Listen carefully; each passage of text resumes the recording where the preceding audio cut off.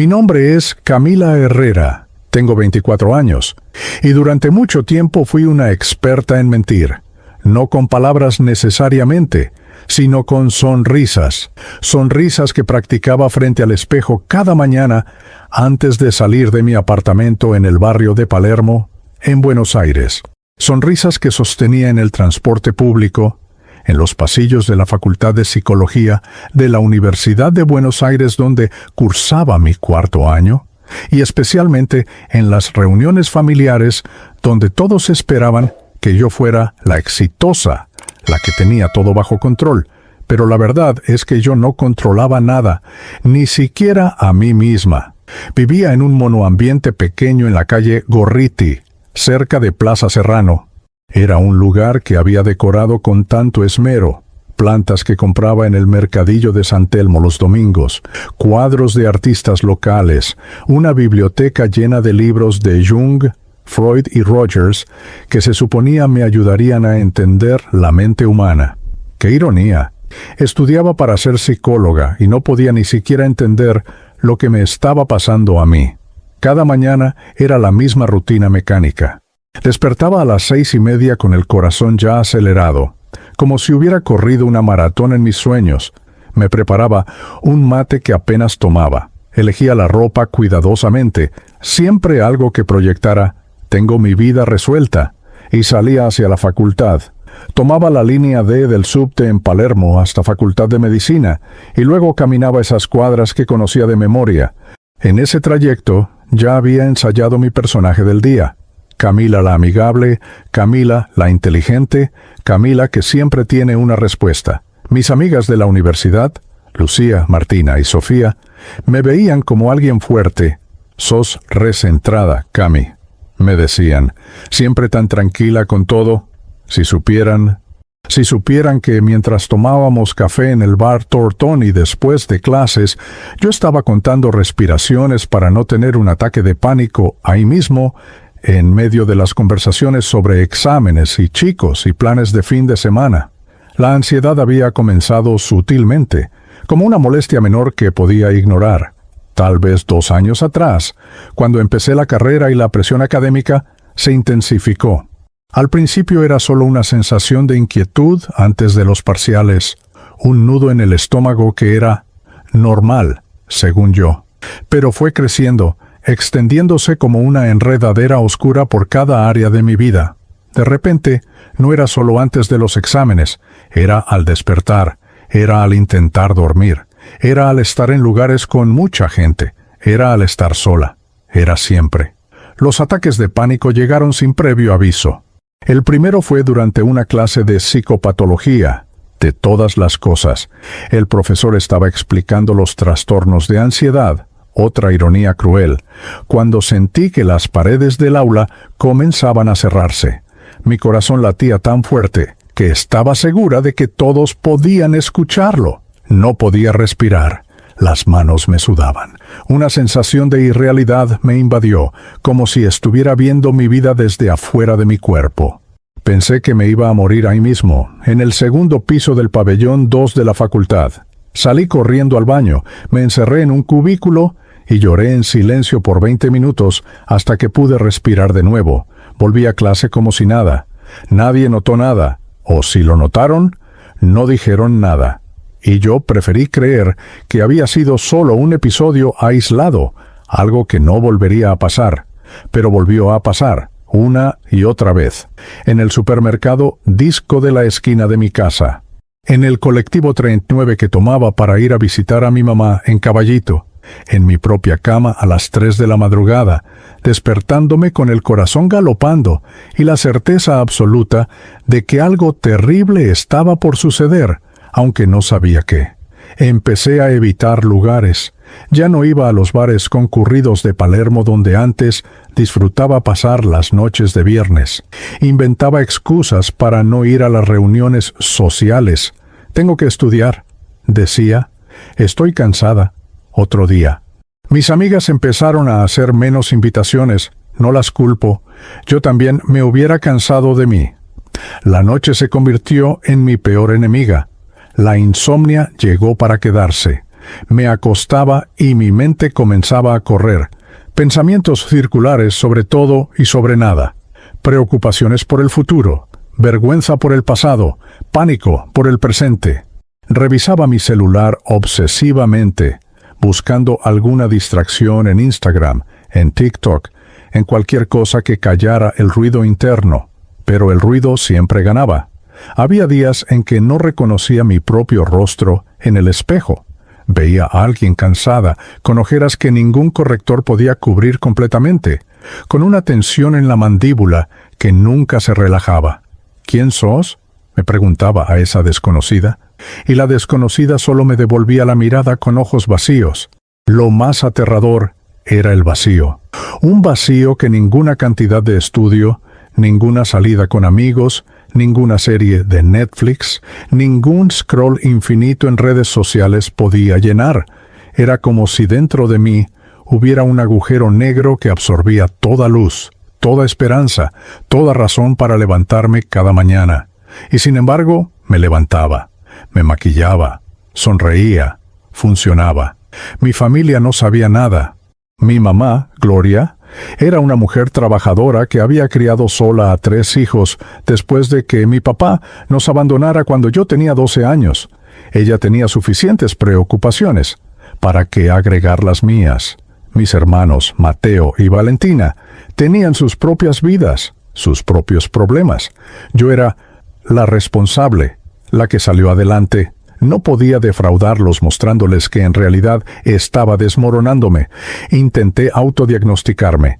Leía los manuales de diagnóstico con una mezcla de curiosidad académica y desesperación personal. Trastorno de ansiedad generalizada, decían. Posible depresión. Quizás algo más. Pero saber el nombre no cambiaba cómo me sentía. Era como ponerle una etiqueta a un monstruo que seguía persiguiéndome de todas formas. Había algo más, algo que no encontraba en los libros de texto, una sensación de oscuridad, no solo tristeza o miedo, sino algo más denso, más pesado, como si una sombra me siguiera a todas partes. Hay momentos en que sentía presencias en mi apartamento cuando estaba sola, especialmente de noche. Sonidos que no podía explicar, una opresión en el pecho que no era solo física. Una vez, juro que vi una figura oscura al pie de mi cama cuando desperté en medio de la noche. Parpadeé y desapareció, pero el terror permaneció. Te estás volviendo loca. Me decía a mí misma, es solo tu ansiedad jugándote una mala pasada. Pero en el fondo sabía que había algo más, algo que la psicología no podía explicar completamente. Mis días en la universidad se volvieron una actuación teatral. En las clases de técnicas de entrevista, practicaba escuchar activamente a mis compañeros, mientras internamente me preguntaba si alguna vez alguien realmente me escucharía a mí. En psicología clínica, aprendía sobre intervenciones terapéuticas que se suponía debían ayudar a las personas, mientras yo misma me ahogaba en silencio. El profesor Méndez, un hombre mayor con décadas de experiencia, hablaba sobre la importancia de la congruencia terapéutica, ser auténtico con los pacientes. Yo anotaba cada palabra mientras vivía en la mayor incongruencia posible. Los fines de semana eran los peores. Sin la estructura de las clases, sin la obligación de salir, el apartamento se convertía en una prisión. Me quedaba en pijama hasta el mediodía, viendo el techo, sintiendo el peso de la existencia como una losa sobre mi pecho. A veces lloraba sin razón aparente.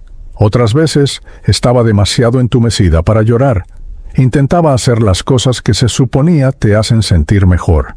Salía a correr por los bosques de Palermo, pero mis piernas se sentían pesadas y mis pulmones no podían llenarse del todo.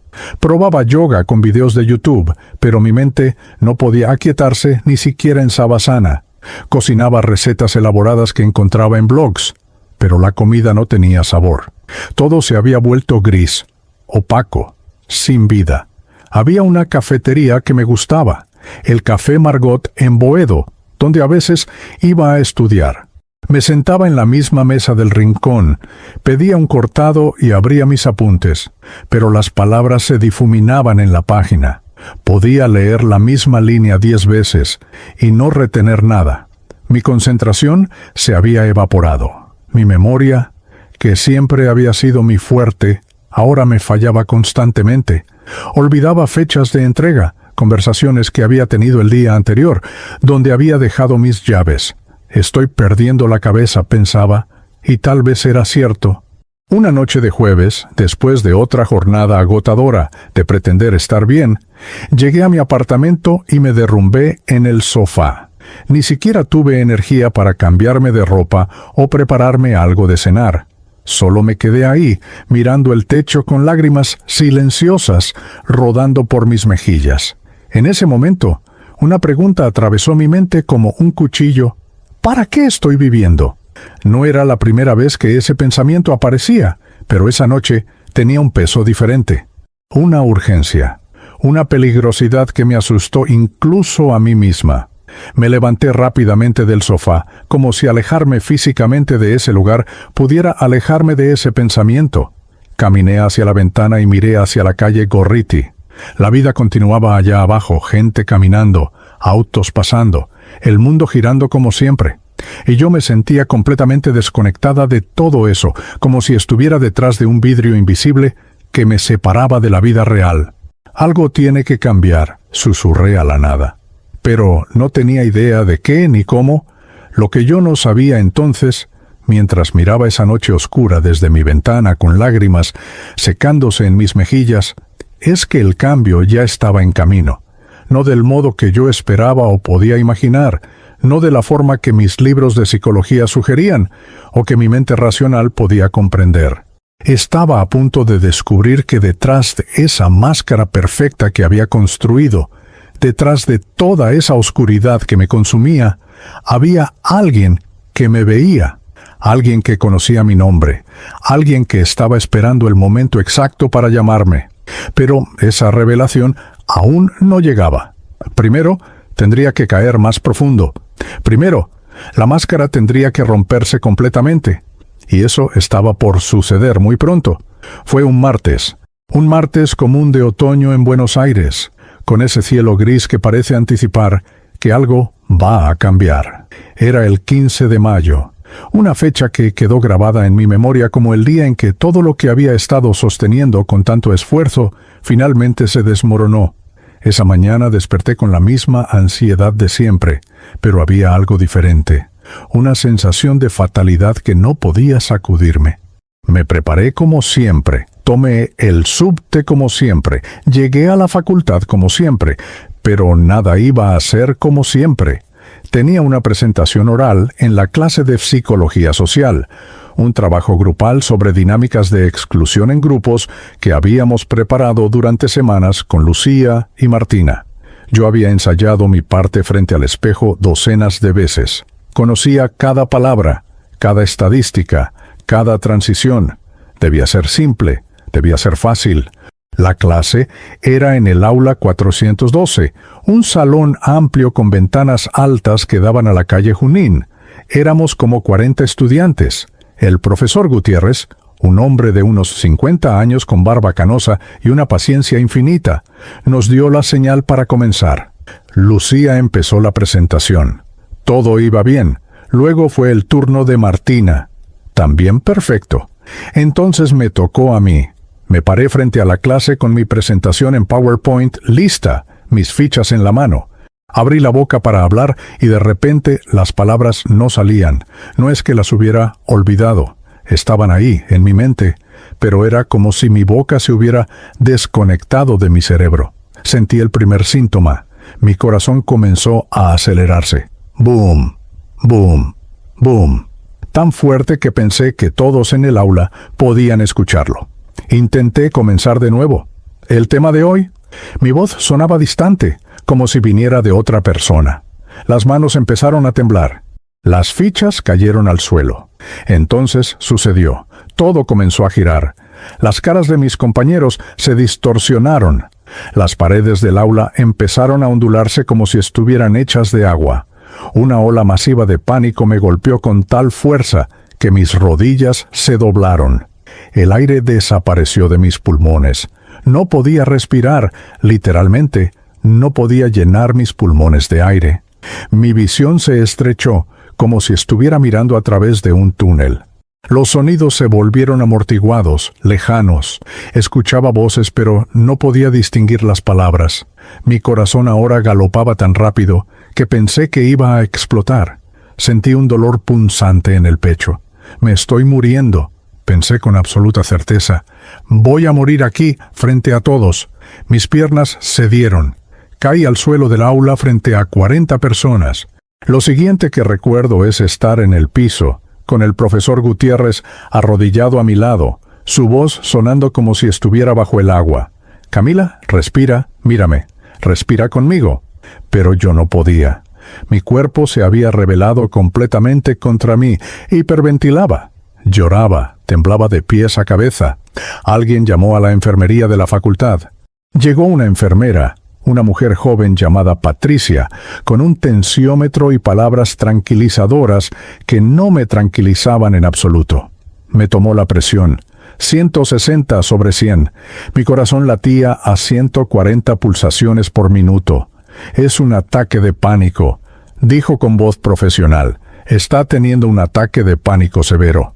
Me llevaron en una silla de ruedas, como si fuera una inválida, hasta la enfermería. El pasillo interminable del segundo piso del pabellón 2 nunca me había parecido tan largo. Cada estudiante que pasaba me miraba. Algunos con preocupación, otros con curiosidad mórbida. Yo mantenía los ojos cerrados, deseando desaparecer, deseando que la tierra me tragara. En la enfermería me dieron agua, me hicieron respirar en una bolsa de papel. Me dijeron que me calme.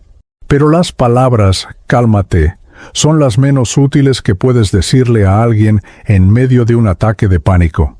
Es como decirle a alguien que se está ahogando que simplemente nade mejor. Después de una hora, cuando finalmente pude respirar con normalidad y mi corazón bajó a un ritmo menos aterrador, llamaron a mi mamá. Ella llegó en taxi desde Caballito, con el rostro pálido de preocupación. Me abrazó y yo volví a llorar, esta vez de vergüenza. Vergüenza absoluta y total. «Mi amor, ¿qué pasó?», preguntó con esa voz de madre que es mitad preocupación, mitad reproche por no haberle contado antes que algo andaba mal. «No sé, mamá», mentí, porque sí sabía. Sabía exactamente qué había pasado. La máscara finalmente se había roto, y se había roto del modo más público y humillante posible. Me fui a casa ese día, como una fugitiva. No volví a la facultad el resto de la semana. Apagué mi celular para no ver los mensajes de compañeros preguntando cómo estaba, mensajes que sabía venían más de curiosidad que de genuina preocupación. No quería la lástima de nadie. Mi mamá insistió en que fuera al médico. «Necesitas ayuda profesional, Camila. Esto no es normal». Me llevó al Hospital Rivadavia en Parque Centenario. Esperamos 3 horas en la sala de emergencias, rodeadas de gente con problemas reales, huesos rotos, fiebres altas, heridas sangrantes. Yo me sentía como una fraude. «¿Qué hago aquí?», pensaba. «No me estoy muriendo, solo soy débil». Finalmente nos atendió un médico clínico joven, probablemente recién graduado, que me hizo un chequeo rápido. Corazón, bien. Pulmones, bien. Presión, un poco alta pero nada alarmante. Es estrés y ansiedad. Dictaminó con la seguridad de quien ha visto esto 1000 veces. Me dio una orden para análisis de sangre, para descartar problemas de tiroides, me explicó, y una receta para clonazepam. Tome medio cuando sienta que viene un ataque, dijo, y busque un psicólogo. Esto no se soluciona solo con medicación. Salí de ese hospital sintiéndome peor que cuando entré. Tenía un diagnóstico oficial ahora. Trastorno de ansiedad. Sonaba tan clínico, tan frío, como si toda mi experiencia, todo mi sufrimiento, pudiera reducirse a 2 palabras en un formulario médico. Los días siguientes fueron una niebla.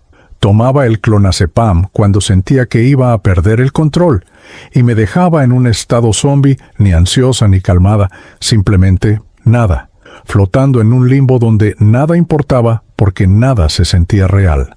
Mis amigas intentaron visitarme. Lucía vino a mi apartamento con facturas de la panadería de la esquina y palabras de ánimo. «Camila, estas cosas pasan. No es el fin del mundo. A todos nos ha pasado algo vergonzoso en la facultad. Pero yo sabía que no era verdad. No a todos les había pasado colapsar frente a toda una clase. No a todos se los habían llevado en silla de ruedas por los pasillos. Martina me mandó mensajes diarios. «Cami, te extrañamos. Volvé cuando estés lista». Nadie te juzga, pero yo me juzgaba a mí misma. Me juzgaba constantemente, implacablemente. Sofía, siempre la más práctica, me mandó información sobre psicólogos.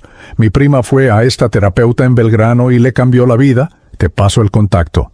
Y yo guardaba los contactos sin llamar nunca, porque la idea de sentarme frente a un extraño y explicar este desastre que era mi vida me parecía insoportable. Pasaron 2 semanas. 2 semanas en las que apenas salí de mi apartamento, pedía comida por delivery, veía series sin prestar atención, dormía a deshoras. Mi mamá me llamaba todos los días. ¿Comiste? ¿Tomaste tu medicación? ¿Querés que vaya? Yo le mentía. Estoy bien, ma, solo necesito un poco de tiempo. Pero no estaba bien, estaba hundiéndome más profundo en un pozo del que no sabía cómo salir. Una noche, mientras scrolleaba sin rumbo en Instagram, vi las fotos de mis compañeros en una juntada. Estaban en un bar en Palermo Soho, todos sonriendo, todos divirtiéndose. La vida seguía para ellos, mientras yo estaba aquí, en mi apartamento a oscuras, paralizada por el miedo a volver a salir al mundo. Fue en ese momento que algo cambió dentro de mí, no para mejor. Algo se rompió más profundamente. Sentí una rabia inmensa contra mí misma, contra mi cuerpo que me había traicionado, contra mi mente que no podía controlar. Porque yo, grité a la nada en mi apartamento vacío, ¿qué hice para merecer esto? No hubo respuesta, solo el silencio. Y en ese silencio, la oscuridad se sentía más densa que nunca. Comencé a tener pensamientos que me asustaban. Pensamientos sobre lo fácil que sería simplemente no estar más. No pensamientos específicos de hacerme daño, pero sí un deseo profundo de dejar de existir, de dejar de sentir, de dejar de luchar. El mundo estaría mejor sin mí, me decía. Solo soy una carga para todos. Las noches eran peores. La oscuridad literal del apartamento parecía amplificar la oscuridad en mi mente. Había noches en que sentía que algo o alguien estaba en la habitación conmigo. Una presencia malévola que se alimentaba de mi desesperación. Sé cómo suena. Sé que parece locura. Pero era real para mí, tan real que a veces me quedaba con todas las luces encendidas hasta el amanecer. Una madrugada, a eso de las 4, desperté con la sensación de que me estaban ahorcando. No había nadie, por supuesto, pero la sensación era tan visceral que me senté en la cama jadeando, tocándome el cuello para asegurarme de que no había manos invisibles apretando. Mi corazón latía desenfrenado otra vez. Sudaba frío. «Oh, me estoy volviendo loca», lloré. «Realmente me estoy volviendo loca». Intenté buscar respuestas en Internet, lo cual fue un error. Googleé «sentir presencias oscuras» y caí en un rabbit hole de foros sobre experiencias paranormales, parálisis del sueño, posesiones demoníacas. Cerré la laptop asustada. No, me repetía, es solo mi ansiedad, es solo mi mente jugándome trucos. Pero había una parte de mí que sabía que no era solo eso, había algo más. Algo que los doctores no podían ver en sus análisis de sangre, algo que los psicólogos no podían encontrar en sus manuales diagnósticos. Decidí finalmente hacer la llamada que Sofía me había recomendado. Contacté a la psicóloga en Belgrano, la doctora Adriana Montero. Conseguí un turno para el viernes siguiente. Al menos intentá, me dije. ¿Qué es lo peor que puede pasar? El consultorio de la doctora Montero estaba en un edificio antiguo en la avenida Cabildo, cerca de la estación Juramento. Subí por las escaleras. El ascensor estaba roto, hasta el 3er piso. La sala de espera era pequeña, con sillas incómodas y revistas viejas. Me senté con las manos sudando, preguntándome si iba a tener otro ataque de pánico ahí mismo. Cuando me llamó, entré a un consultorio que olía a lavanda. La doctora Montero era una mujer de unos 60 años, con cabello gris corto y ojos amables detrás de lentes con marco rojo. Me invitó a sentarme en un sofá color beige. Contame, Camila, ¿qué te trae por aquí? Y entonces, por primera vez, dije en voz alta todo lo que había estado callando. Le conté sobre la ansiedad, sobre el ataque de pánico en la facultad, sobre las noches sin dormir, sobre la sensación de vacío, sobre los pensamientos oscuros. Lloré tanto que ella tuvo que darme una caja entera de pañuelos. Escuchó pacientemente, asintiendo, tomando algunas notas. Cuando terminé, cuando no me quedaron más palabras ni más lágrimas, ella habló. Camila, lo que estás experimentando es muy real y muy común, más común de lo que pensás. El estrés crónico, la presión académica, probablemente algunos traumas no procesados de tu pasado, todo esto se acumula, tu cuerpo y tu mente están diciendo basta. ¿Entendés? Asentí, aunque no estaba segura de entender. Vamos a trabajar juntas. Terapia cognitivo-conductual, técnicas de mindfulness, posiblemente explorar tu historia familiar. Esto va a llevar tiempo, pero vas a mejorar. Te lo prometo. Quería creerle. Realmente quería. Empezamos las sesiones semanales. Hicimos ejercicios de respiración, desafío de pensamientos negativos, registros de emociones. La doctora Montero era profesional y genuinamente quería ayudar. Pero después de un mes de terapia, aunque había aprendido técnicas útiles, la oscuridad seguía ahí. Más callada quizás, más manejable, pero ahí. Como una sombra que no se iba, sin importar cuánta luz intentara dejar entrar. Dale tiempo, me decía la doctora. La recuperación no es lineal. Pero yo estaba cansada, tan cansada de luchar, cansada de fingir que estaba mejorando, cuando en realidad solo estaba aprendiendo a funcionar con la oscuridad, no a eliminarla. Una tarde de domingo, después de otra semana agotadora de intentar mejorar, me senté en el balconcito de mi apartamento. Miré la calle abajo, el movimiento de la ciudad que nunca para, y me pregunté, no por primera vez, ¿tiene que ser así para siempre? ¿Esta es mi vida ahora?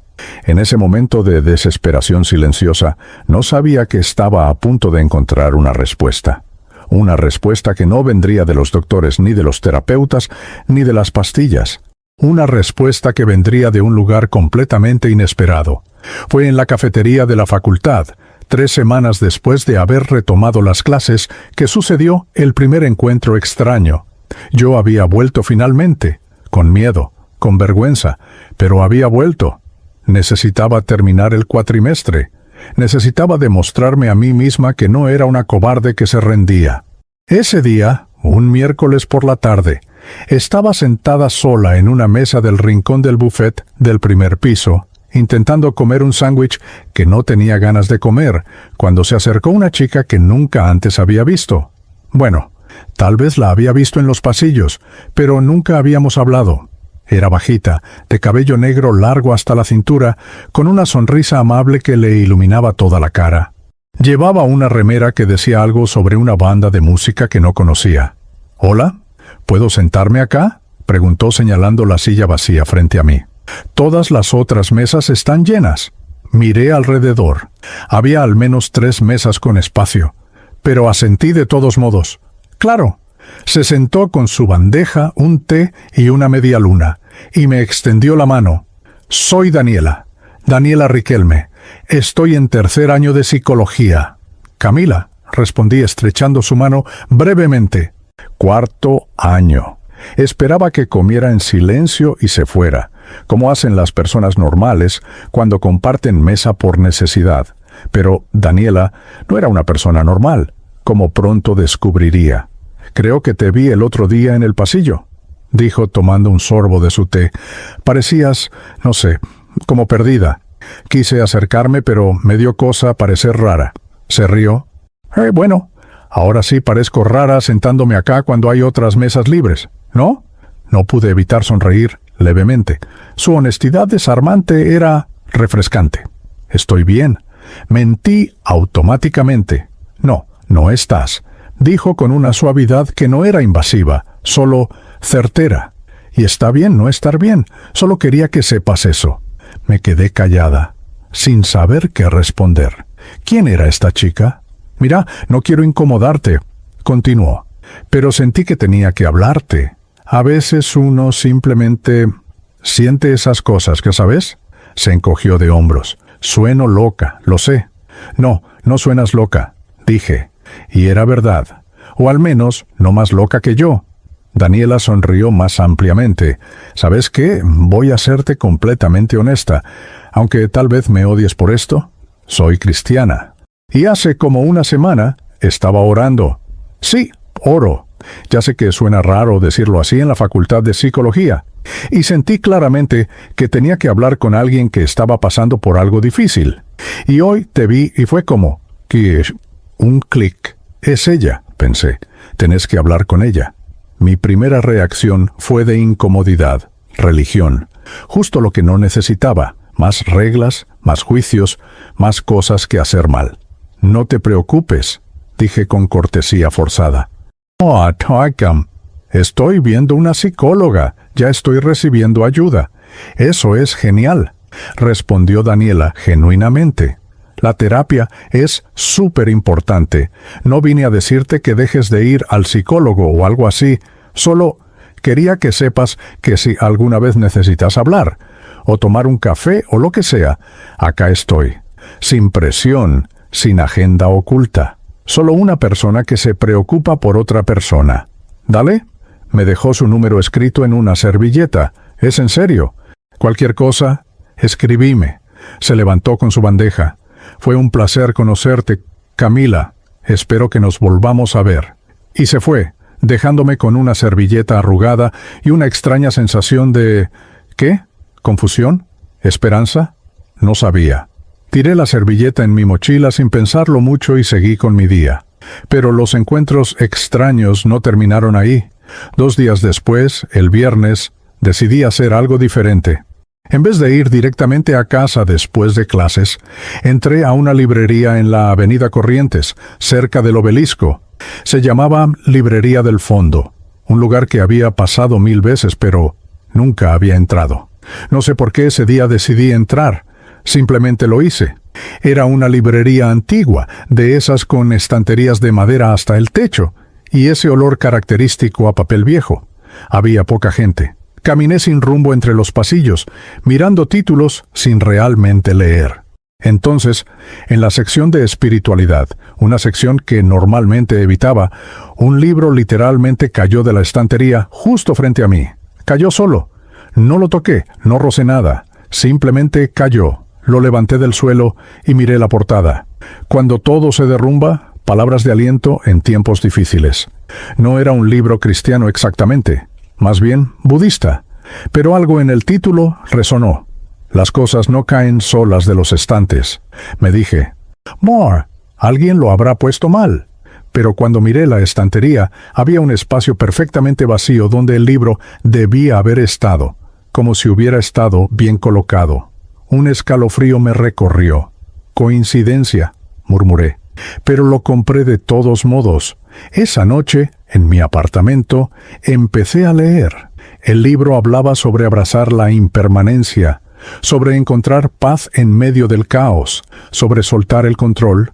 Algunas partes resonaban profundamente.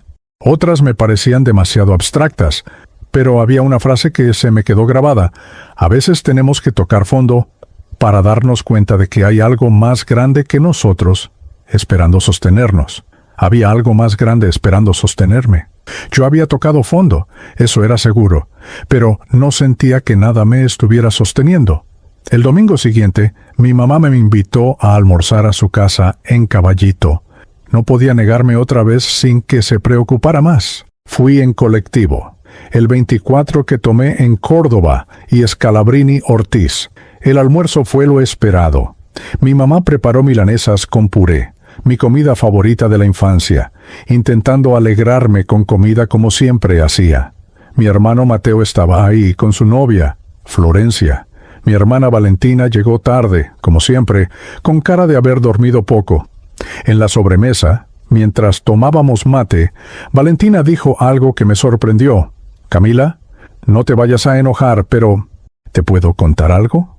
Depende de qué sea, respondí con cautela. Una amiga mía, Rocío, ¿la conoces? Fuimos juntas a la secundaria. Bueno, ella pasó por algo parecido a lo tuyo. Ataques de pánico, depresión, toda la cosa, y nada le funcionaba. Ni terapia, ni medicación, nada. Hasta que empezó a ir a una iglesia en Villa Crespo, una iglesia evangélica, creo. Y no sé qué pasó, pero ella dice que eso le cambió la vida. Está como nueva. Bel, por favor no, interrumpió mi mamá. No le vengas con esas cosas. Camila está yendo a una profesional. No, ma, déjala. Dije, sorprendiéndome a mí misma. ¿Qué tipo de iglesia? Valentina se encogió de hombros. No sé mucho. Creo que se llama Centro Cristiano o algo así. Está en la calle Aguirre, cerca de la estación Malavia. Rocío va todos los domingos. Dice que tiene un grupo de jóvenes los jueves también. Si querés te paso su contacto y le preguntás vos. Mi mamá negó con la cabeza. Esas iglesias son raras. Te lavan el cerebro. Ma, no todas son así, defendió Valentina. Esta parece copada. Rocío no es ninguna fanática. Sigue siendo la misma persona, solo que más feliz. Tomé el contacto de Rocío, aunque no estaba segura de qué haría con él. Guardé el papelito en mi billetera junto con la servilleta de Daniela. Los días siguientes fueron relativamente estables. La terapia continuaba, las clases continuaban, la rutina continuaba, pero había algo diferente, como si el universo, o lo que fuera, estuviera intentando llamar mi atención.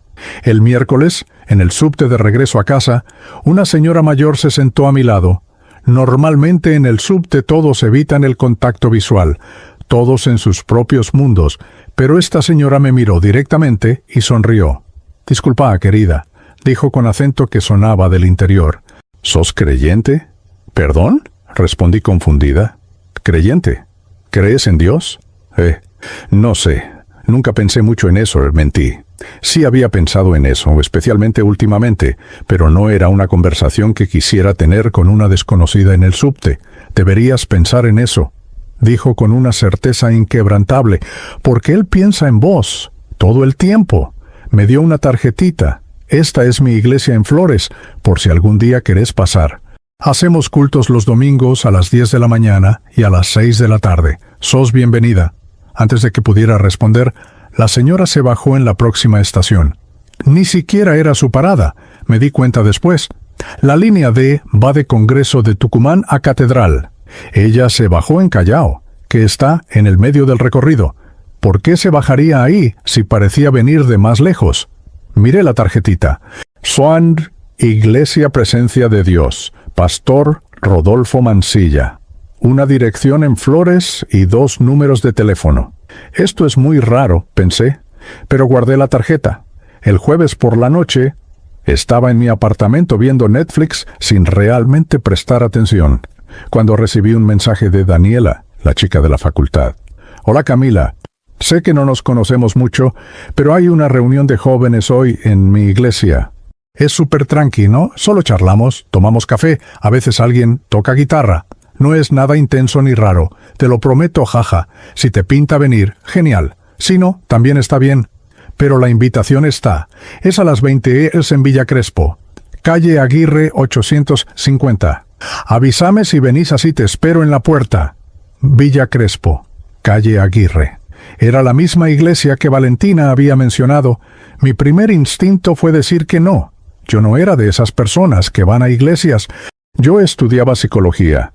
Yo creía en la ciencia, en la terapia basada en evidencia, en el método científico, pero una parte de mí, una parte pequeña pero persistente, estaba cansada de que nada funcionara. Estaba cansada de luchar sola. Y todos estos encuentros casuales estaban empezando a no parecer tan casuales. ¿Qué pierdo?, pensé. Una noche, solo una noche.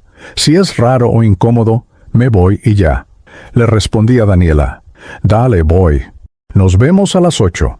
Pasé la siguiente hora cambiándome de ropa 3 veces, sin saber qué se usa para ir a una iglesia evangélica.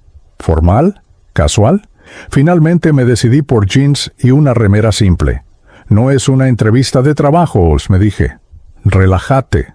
Tomé un Uber hasta la dirección. El edificio era moderno, de ladrillo visto, con un cartel luminoso que decía Centro Cristiano Nueva Vida. No parecía una iglesia tradicional. Parecía más bien un centro comunitario o un teatro pequeño. Daniela me estaba esperando en la puerta, como prometió. Me abrazó como si fuéramos amigas de toda la vida.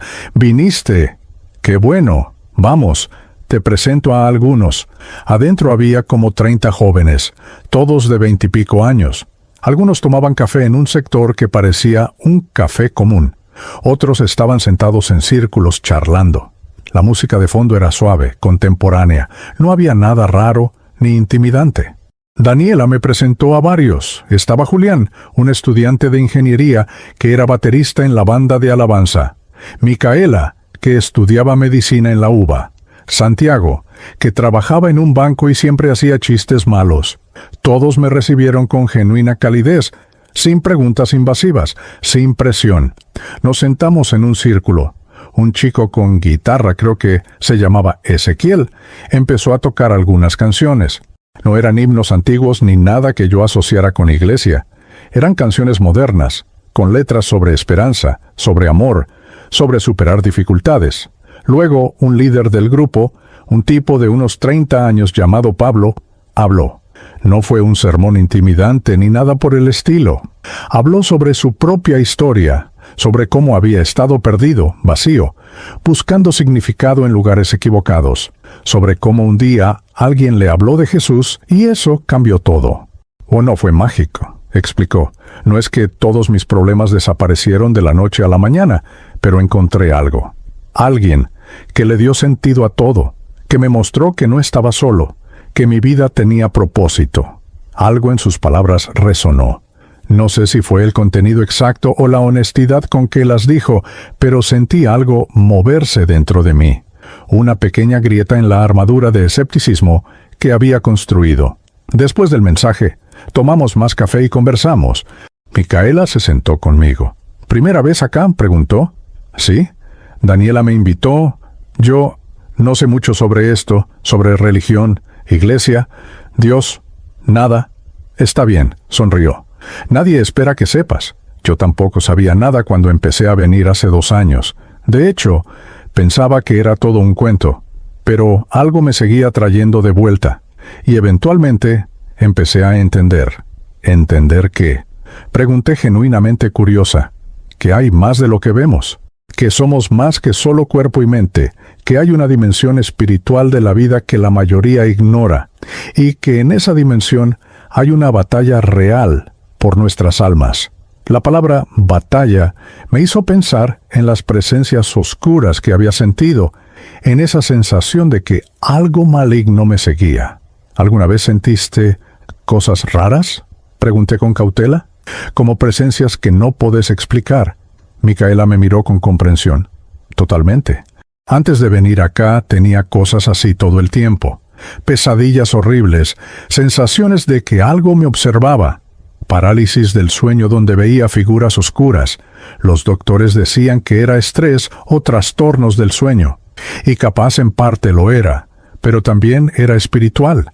Cuando empecé a orar, cuando empecé a aprender sobre autoridad espiritual en Cristo, todo eso se fue, completamente.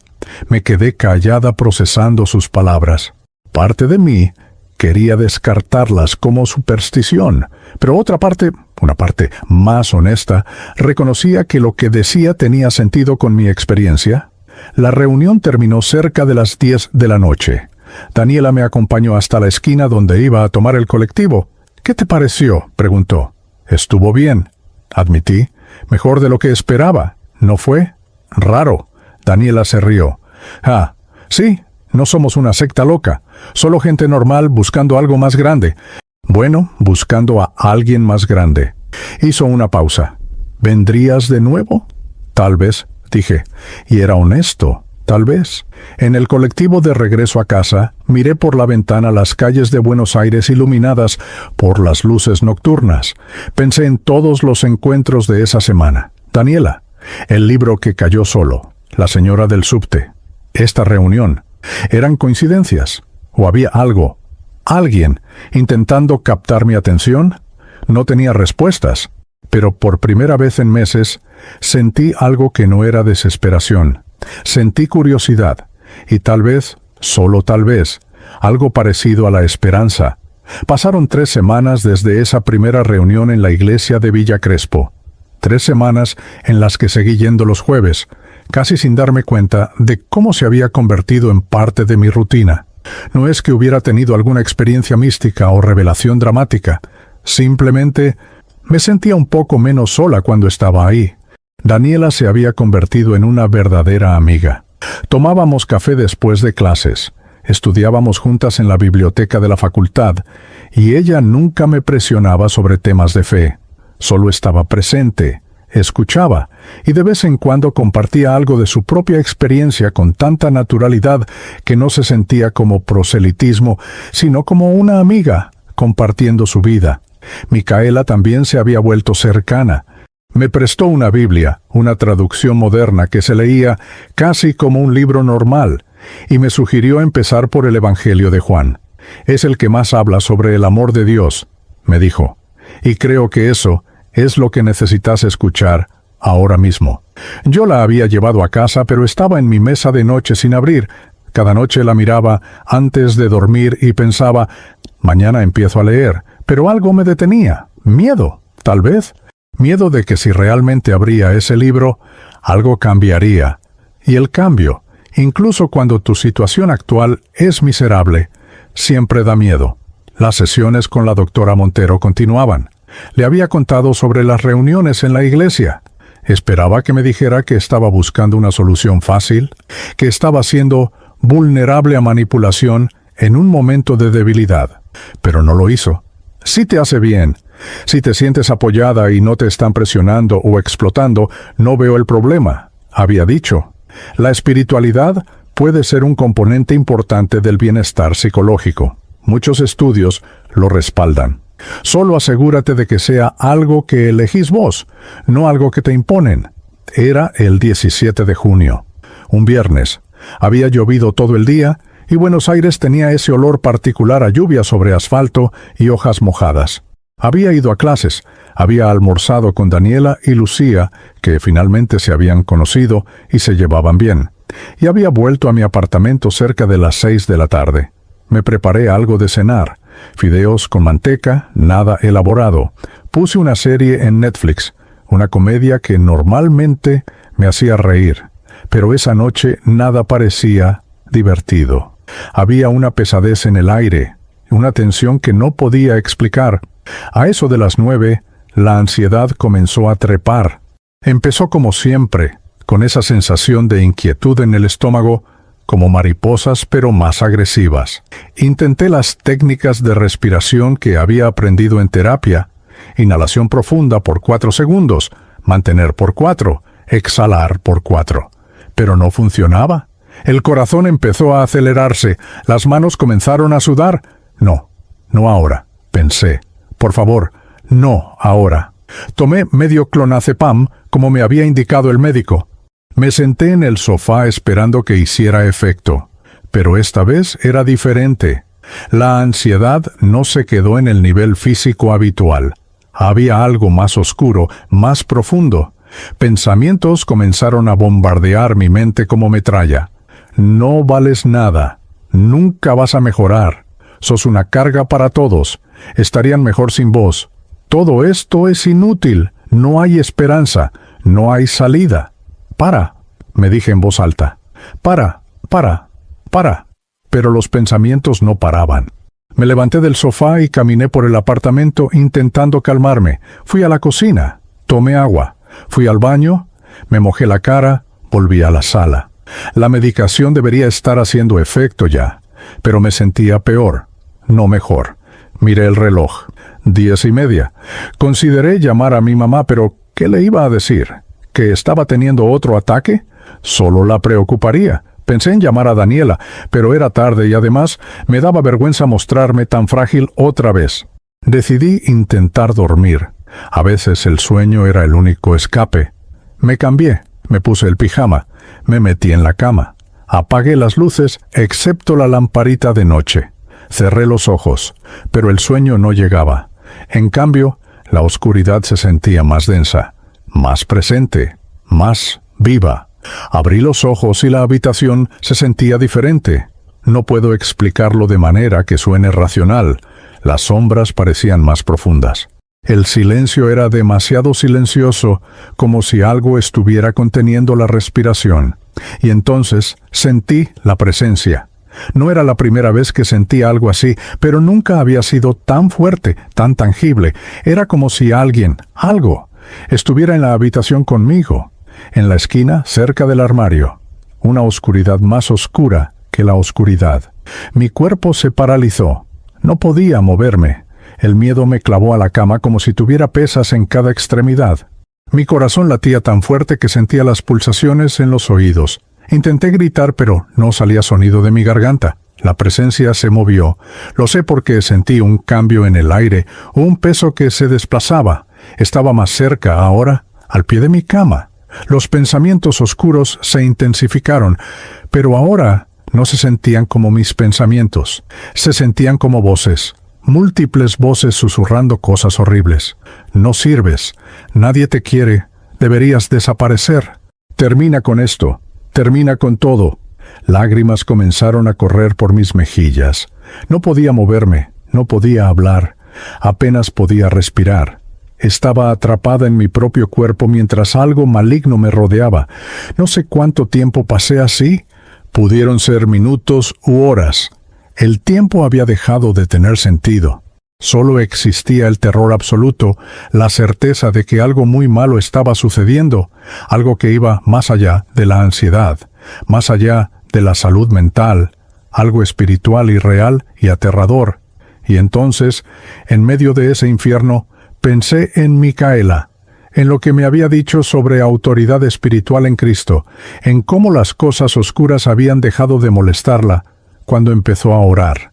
Con cada gramo de voluntad que me quedaba, intenté hablar. Mi voz salió como un susurro ronco, apenas audible. Jesús fue todo lo que pude decir. Solo ese nombre. Pero sucedió algo. La opresión en mi pecho aflojó levemente, como si ese nombre tuviera poder, tuviera peso. Lo intenté de nuevo, un poco más fuerte. Jesús, ayúdame. La presencia retrocedió un poco. Podía sentirlo. Todavía estaba ahí, pero ya no estaba tan cerca.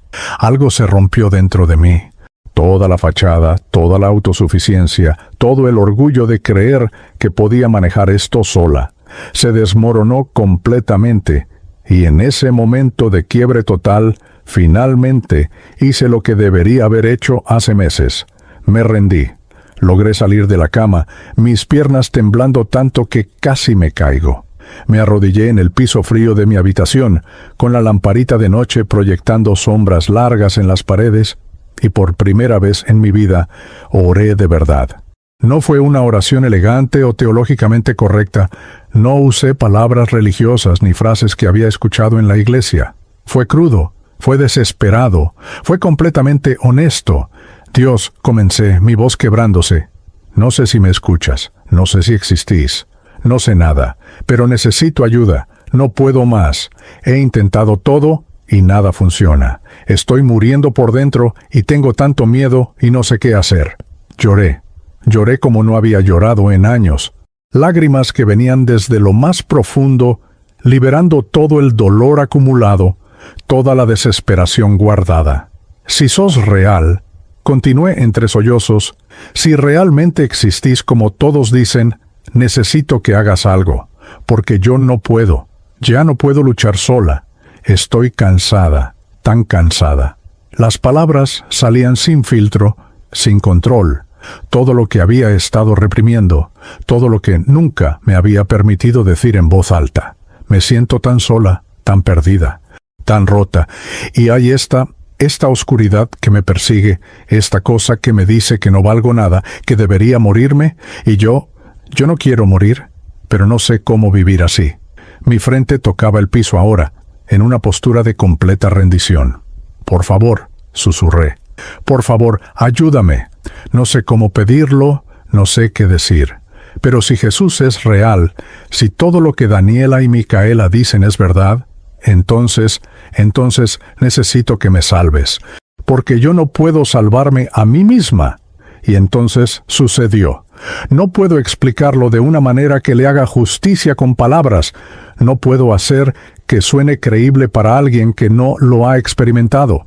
Pero fue tan real como cualquier cosa que he experimentado en mi vida. Más real, de hecho.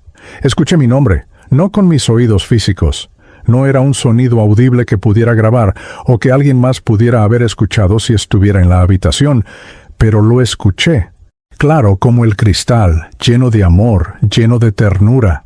Camila. Era una voz que conocía y no conocía al mismo tiempo. Una voz que se sentía como volver a casa después de estar perdida por años. Una voz que me conocía, realmente me conocía, cada parte de mí, incluso las partes más oscuras y rotas, y aún así me amaba. Levanté la cabeza del piso, las lágrimas nublando mi visión. La habitación se veía diferente. La oscuridad opresiva se había ido. En su lugar había, no sé cómo describirlo, luz, pero no luz física, presencia, pero presencia amorosa, paz, una paz que no tiene sentido, una paz en medio del caos, en medio del dolor, en medio de todo, una paz que, como Pablo dijo en la reunión de jóvenes citando la Biblia, sobrepasa todo entendimiento.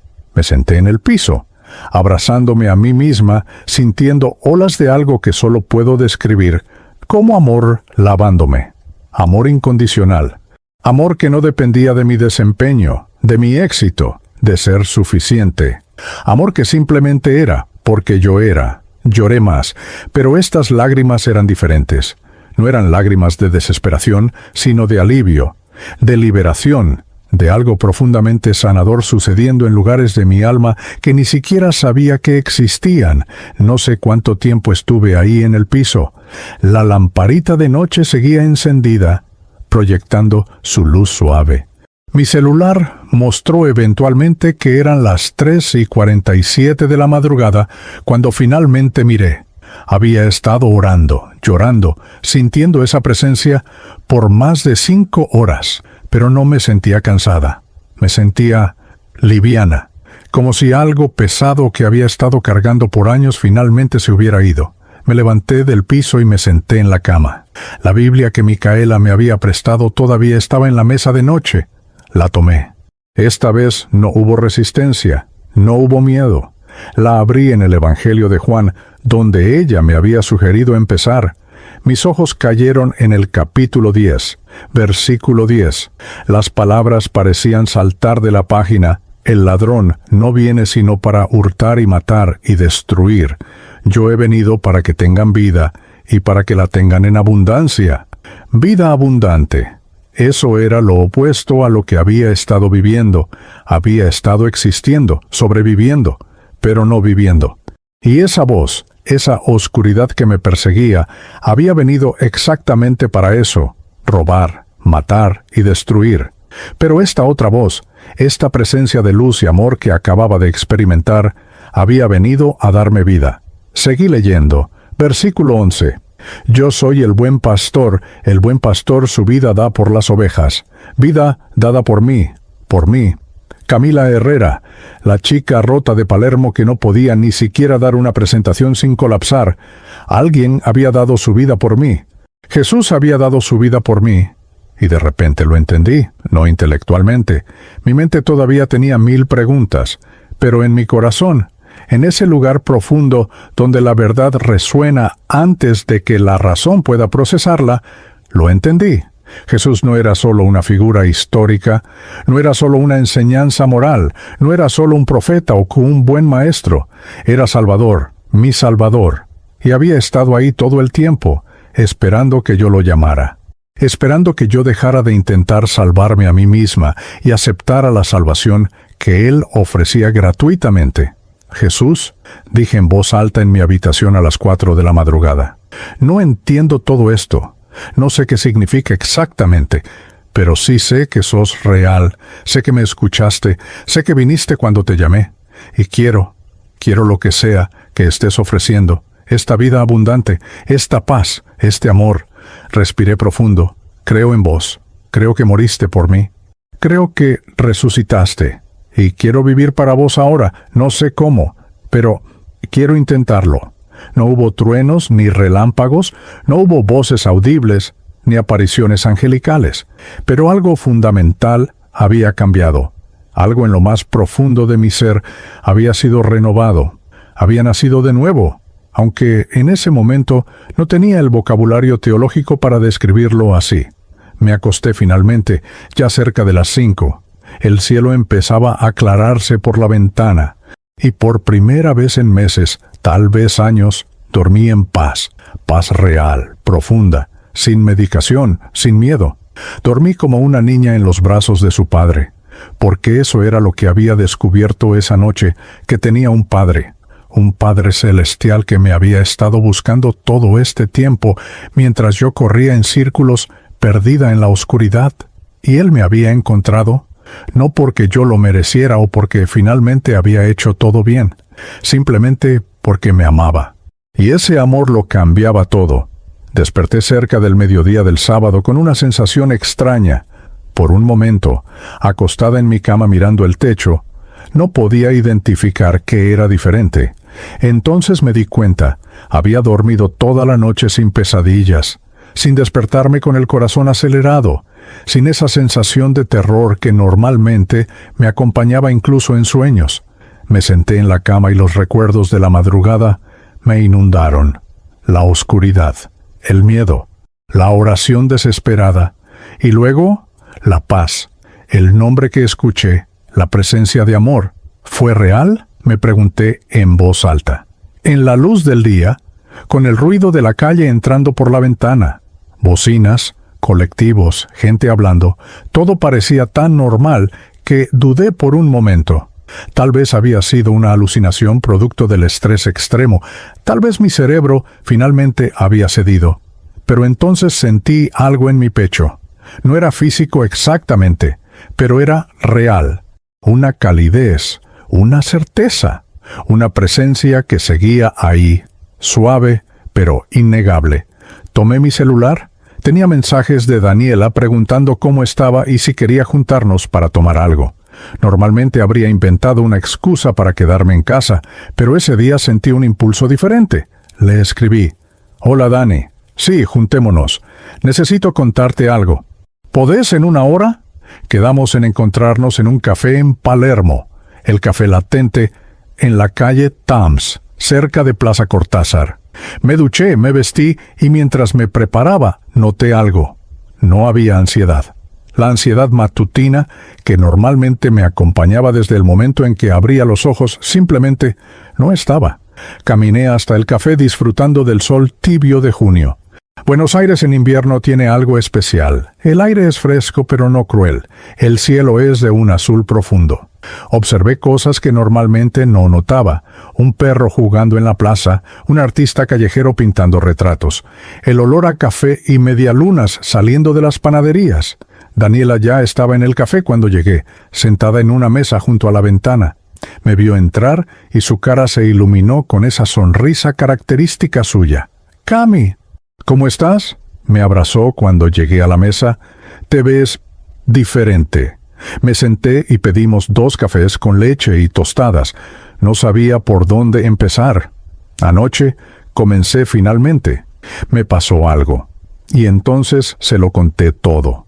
La oscuridad, el ataque de pánico peor que cualquiera anterior, la presencia maligna, y luego la oración desesperada, el nombre que escuché, la paz que vino. Daniela me escuchó con los ojos brillosos. Cuando terminé, tomó mis manos sobre la mesa. «Camila», dijo con voz emocionada, «¿sabes lo que pasó? Entregaste tu vida a Cristo. Naciste de nuevo. Sos una nueva creación». Sonaba tan religioso, tan diferente a como yo lo había experimentado, que había sido crudo y desesperado y nada elegante. «No sé si diría todo eso», respondí con cautela. «Solo necesitaba ayuda y la pedí. Y algo pasó. Eso es todo lo que sé». Bueno, eso es exactamente lo que es la salvación. explicó Daniela, no es sobre decir palabras perfectas o entender toda la teología. Es sobre reconocer que necesitas a Jesús y pedirle que entre en tu vida. Y Él lo hace, siempre. Porque prometió, el que a mí viene, no le echo fuera. Vos viniste a Él anoche y Él te recibió. Procesé sus palabras mientras tomaba un sorbo de café. Entonces, ¿ahora qué? ¿Qué se supone que haga? Ahora aprendes a caminar con Él, dijo simplemente, día a día. No es que todos tus problemas desaparecen mágicamente. Seguís siendo vos, con tu historia y tus luchas, pero ya no estás sola. Él está contigo, y de a poco Él va sanando, transformando, renovando. Me gustó que fuera honesta sobre que no sería instantáneo, porque aunque sentía paz, también sabía que mi vida todavía era un desastre en muchos aspectos.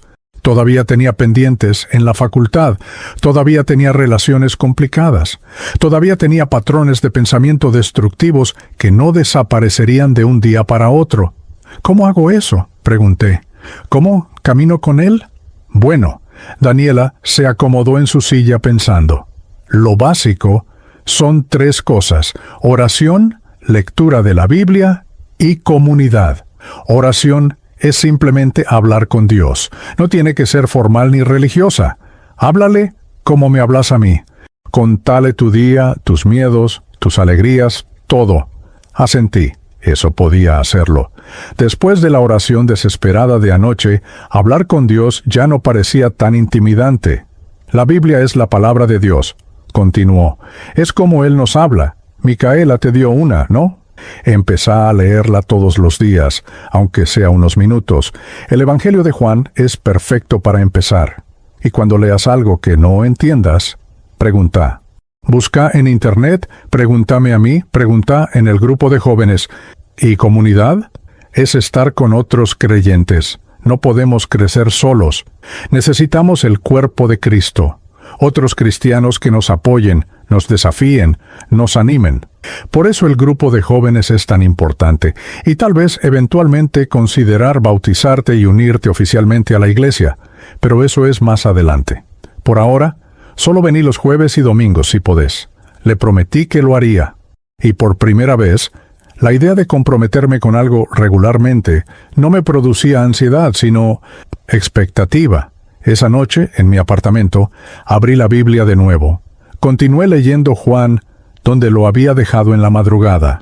Capítulo 10, versículo 14. Yo soy el buen pastor, y conozco mis ovejas, y las mías me conocen. Me conoce. Esa frase resonó profundo. ¿Cuántas veces me había sentido invisible, desconocida, incomprendida? Pero Él me conocía. Me conocía realmente. Seguí leyendo un rato más, y algunas frases parecían escritas específicamente para mí. Capítulo 14, versículo 27. La paz os dejo, mi paz os doy. Yo no os la doy como el mundo la da. No se turbe vuestro corazón, ni tenga miedo.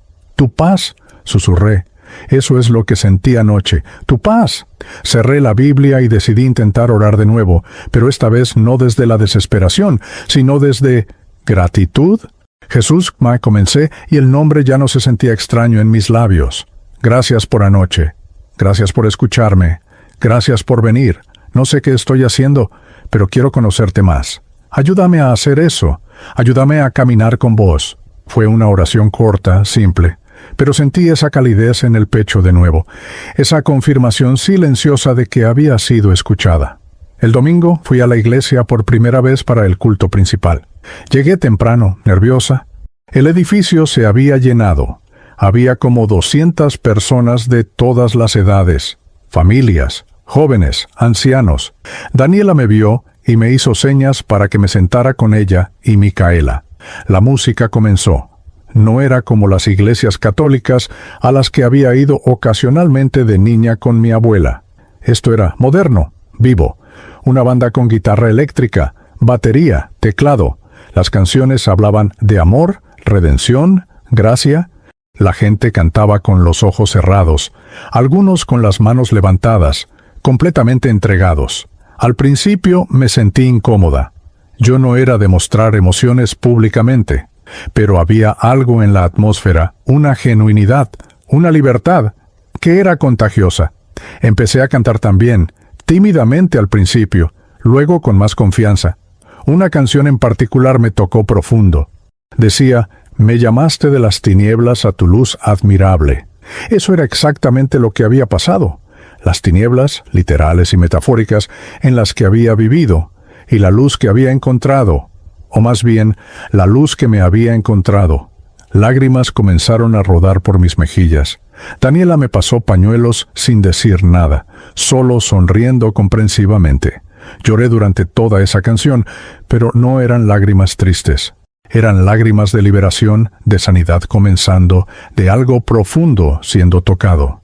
El pastor, un hombre de unos 50 años llamado Esteban Morales, predicó sobre el hijo pródigo. Contó la historia del hijo que se fue de casa. Desperdició todo, llegó al fondo y decidió volver, y el padre, viendo a su hijo de lejos, corrió hacia él y lo abrazó. «Dios no espera que arregles tu vida antes de venir a Él», dijo el pastor Esteban con voz apasionada. «Él te recibe tal como sos, roto, sucio, perdido, y Él mismo es quien te limpia, te restaura, te transforma. Todo lo que tenés que hacer es volver, dar ese paso hacia Él, y Él hace el resto». Eso era lo que había pasado el viernes en la madrugada. Yo había dado ese paso, tambaleante, desesperado, pero lo había dado. Y Él había corrido hacia mí. Al final del servicio, el pastor hizo un llamado. Si hay alguien aquí hoy que necesita tomar esa decisión, que necesita entregarle su vida a Cristo, vengan al frente. Vamos a orar con ustedes. Varias personas pasaron adelante. Yo ya había hecho mi decisión el viernes, pero algo me impulsó a pasar también. Necesitaba hacer esto público de alguna manera. Necesitaba declararlo. Fui al frente con las piernas temblando. Varios líderes de la iglesia estaban ahí. Una mujer mayor, con cabello blanco y ojos bondadosos, se acercó a mí. «Hola, mi amor, ¿cómo te llamas?» «Camila», respondí con voz temblorosa. «Hermoso nombre. ¿Querés entregarle tu vida a Jesús hoy?» «Ya lo hice», expliqué. «El viernes pasado. Pero quería, no sé, hacerlo oficial». Ella sonrió ampliamente. «Qué hermoso. Entonces vamos a orar dando gracias por tu salvación y pidiendo que el Espíritu Santo te guíe en este nuevo camino. ¿Te parece?» Asentí. Ella puso su mano en mi hombro y oró. Fue una oración hermosa, llena de bendiciones y promesas bíblicas. Cuando terminó, me abrazó. «Bienvenida a la familia, Camila. Bienvenida al reino». Las semanas siguientes fueron interesantes. No fueron fáciles, pero fueron diferentes. La ansiedad no desapareció completamente, pero ya no me dominaba. Cuando sentía que venía un ataque de pánico, en lugar de dejarme consumir por el miedo, oraba. A veces la oración era solo: «Jesús, ayúdame». Otras veces era más elaborada, pero siempre sentía esa paz venir, no siempre instantáneamente, pero venía. Empecé a leer la Biblia todas las mañanas. Me despertaba 15 minutos más temprano para sentarme con una taza de mate y leer un capítulo.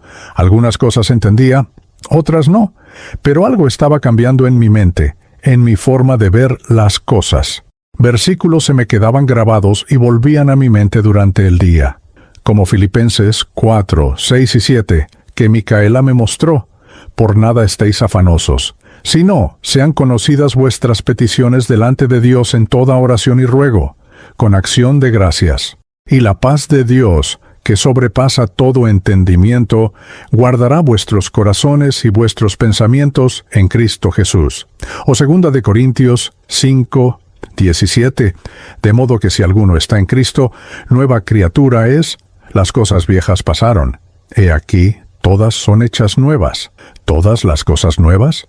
Todavía vivía en el mismo apartamento, iba a la misma facultad, tenía los mismos problemas, pero algo era diferente, yo era diferente. Mi perspectiva, mi esperanza, mi fundamento. Las terapias con la doctora Montero continuaron. Le conté sobre mi experiencia espiritual. Esperaba escepticismo, pero encontré curiosidad genuina. «¿Cómo te sentís desde entonces?», preguntó. «Mejor», admití. «No perfecta, Todavía tengo ansiedad a veces, pero es como si ahora tuviera un ancla, algo que me sostiene cuando las olas vienen. Eso es muy positivo, Camila. Y honestamente, he visto en mi práctica que las personas con una vida espiritual activa tienden a tener mejores resultados en terapia. La fe puede ser un recurso poderoso para el bienestar mental. ¿No pensás que es solo, no sé, una muleta? ¿Una forma de no enfrentar los problemas reales? Puede serlo si se usa así, respondió cuidadosamente, pero por lo que me contás, no parece ser tu caso. Seguís viniendo a terapia, seguís trabajando en vos misma, seguís enfrentando tus problemas. Tu fe parece ser un complemento, no un reemplazo de hacer el trabajo. Eso me tranquilizó, porque no quería ser una de esas personas que usan la religión para escapar de la realidad. Quería que mi fe fuera real, práctica, integrada con el resto de mi vida. En la facultad las cosas también empezaron a cambiar. Volví a la clase de psicología social, la que había sido escenario de mi colapso. El profesor Gutiérrez se alegró de verme. «Camila, qué bueno que volviste. ¿Cómo estás?» «Mejor», respondí honestamente. «¿Mucho mejor?» Algunos compañeros me miraban con curiosidad, otros con lástima. Pero ya no me importaba tanto lo que pensaran. No porque me hubiera vuelto insensible, sino porque mi identidad ya no estaba basada en su aprobación. Lucía y Martina notaron el cambio también. «Cami, estás diferente», dijo Lucía un día mientras tomábamos café en el bar de siempre. Más liviana. «¿Qué te pasó?» Les conté con cierta timidez. Esperaba que se burlaran o se alejaran. En cambio, Lucía dijo: «Qué bueno que encontraste algo que te ayuda. ¿Te ves mucho mejor?» Martina fue más escéptica. «No sé, Cami. Me preocupa que te estés metiendo en algo raro. Esas iglesias a veces son manipuladoras». «Lo sé», respondí. «Y estoy atenta a eso. Pero hasta ahora solo he encontrado gente genuina que me apoya sin pedir nada a cambio. No me piden plata, no me presionan, solo están ahí». La mayor batalla era interna. Años de patrones de pensamiento negativos no desaparecen de la noche a la mañana.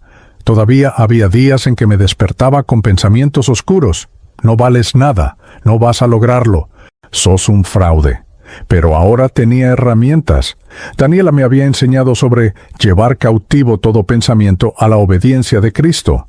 Como dice 2 Corintios 10:5. Cuando venía un pensamiento negativo, lo identificaba. «Esto no es verdad, esto no es lo que Dios dice de mí». Y lo reemplazaba con verdad bíblica. «Soy hija de Dios, soy amada, soy valiosa, tengo propósito». Al principio me sentía tonta haciendo esto, pero funcionaba. Lentamente, gradualmente, los pensamientos negativos perdían poder. También había batallas espirituales reales. Hubo noches en que sentía de nuevo esa presencia oscura intentando volver. Pero ahora sabía qué hacer. Oraba en voz alta. «En el nombre de Jesús, te ordeno que te vayas. No tenés autoridad sobre mí. Pertenezco a Cristo». Y se iba. Siempre se iba. Un jueves, en el grupo de jóvenes, Pablo nos enseñó sobre la armadura de Dios en Efesios 6. «No luchamos contra carne y sangre», explicó, «sino contra principados, contra potestades, contra los gobernadores de las tinieblas de este siglo». ¿Eso resonó profundo? Mi lucha no había sido solo psicológica. Había habido un componente espiritual real. Y ahora estaba aprendiendo a pelear esa batalla con armas espirituales: oración, la palabra de Dios, fe. Decidí contarle a mi mamá. Fui a su casa un domingo para el almuerzo. Después de comer, mientras tomábamos mate en el patio, saqué el tema. «Ma, necesito contarte algo». Ella dejó el mate y me miró con esa mirada de madre que sabe que viene algo importante. «Me hice cristiana», dije directamente. «Bueno, entregué mi vida a Jesús. Estoy yendo a una iglesia evangélica». Esperaba resistencia. Mi familia era católica cultural. Bautizos, primeras comuniones, casamientos en iglesia, pero nada más. Esto de ser evangélica era visto como raro. «¿Y eso te está ayudando?», preguntó finalmente. «Sí, ma, muchísimo. Estoy mejor, más tranquila, con más esperanza. Ella asintió lentamente. Entonces está bien, no entiendo mucho de esas cosas, pero si te hace bien y no te están haciendo nada malo, adelante. Vos sabés que yo solo quiero que seas feliz. No era el apoyo más entusiasta, pero era aceptación. Y eso era suficiente por ahora. Mi hermana Valentina fue más directa cuando le conté. ¿Te acordás que te había recomendado esa iglesia? ¿Es la misma? Sí, respondí. Tu amiga Rocío iba ahí, ¿no? Va todavía. Le voy a decir que vayas. Capaz se conocen ahí. Y efectivamente, el siguiente jueves conocí a Rocío. Era una chica más o menos de mi edad, con un testimonio similar al mío. Nos hicimos amigas rápidamente. Pasaron 2 meses desde esa noche de junio. 2 meses de crecimiento gradual, de altibajos, de aprender a caminar en esta nueva vida. No todo era perfecto. Todavía tenía días difíciles. Todavía a veces me frustraba conmigo misma por no ser suficientemente buena cristiana, sea lo que eso signifique. Pero algo fundamental había cambiado. Tenía esperanza, tenía propósito, tenía un Padre Celestial que me amaba incondicionalmente. Y lentamente, dolorosamente, hermosamente, estaba aprendiendo a caminar en la luz. Han pasado ya 2 años desde aquella madrugada del 17 de junio, cuando toqué el fondo más oscuro de mi vida y encontré, o más bien, fui encontrada por la luz verdadera. 2 años que parecen una vida entera, porque honestamente soy una persona completamente diferente de quien era entonces. Estoy sentada ahora en ese mismo apartamento de la calle Gorriti en Palermo, pero ya no se siente como una prisión. Las mismas paredes que fueron testigos de mis peores noches ahora están decoradas con versículos escritos en It hurt good, more than I can say. But maybe love isn't holding on. Maybe it's knowing when to walk away.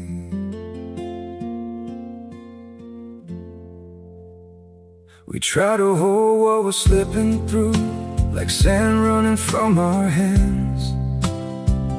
Every promise started losing shape. We couldn't be what we once planned.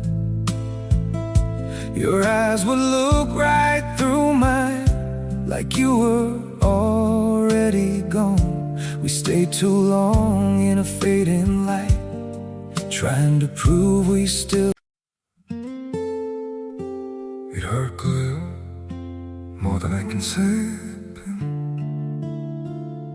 But maybe love isn't holding on. Maybe it's knowing when to walk away.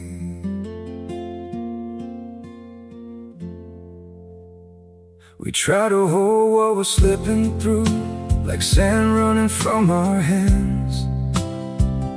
Every promise started losing shape. We couldn't be what we once planned. Your eyes would look right through mine, like you were already gone. We stayed too long in a fading light, trying to prove we still. It hurt good, more than I can say. But maybe love isn't holding on. Maybe it's knowing when to walk away.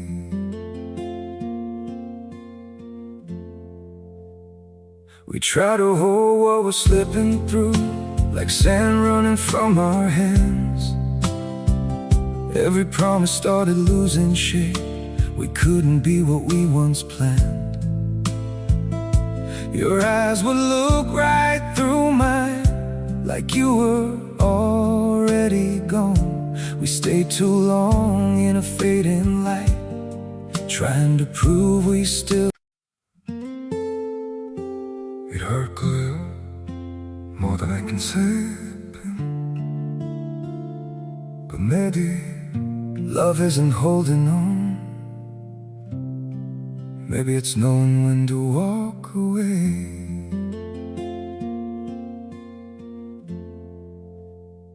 We try to hold what we're slipping through, like sand running. Cuadros que yo misma pinté.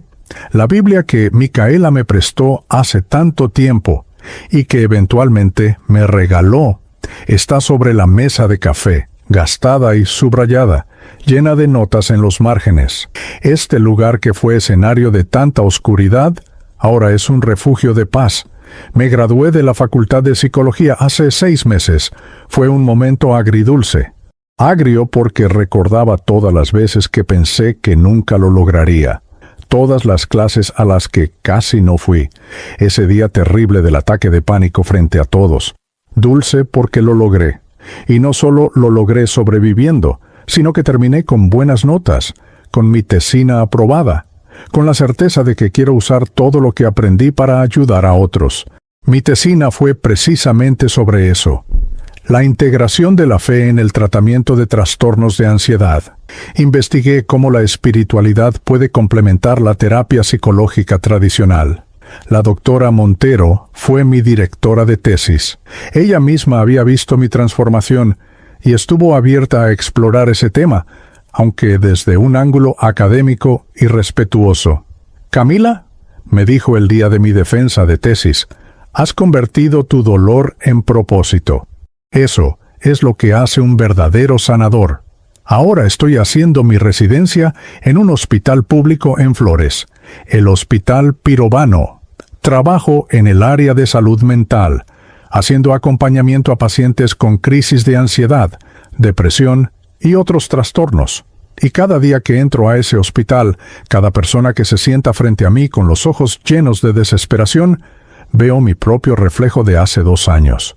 La diferencia es que ahora sé que hay esperanza.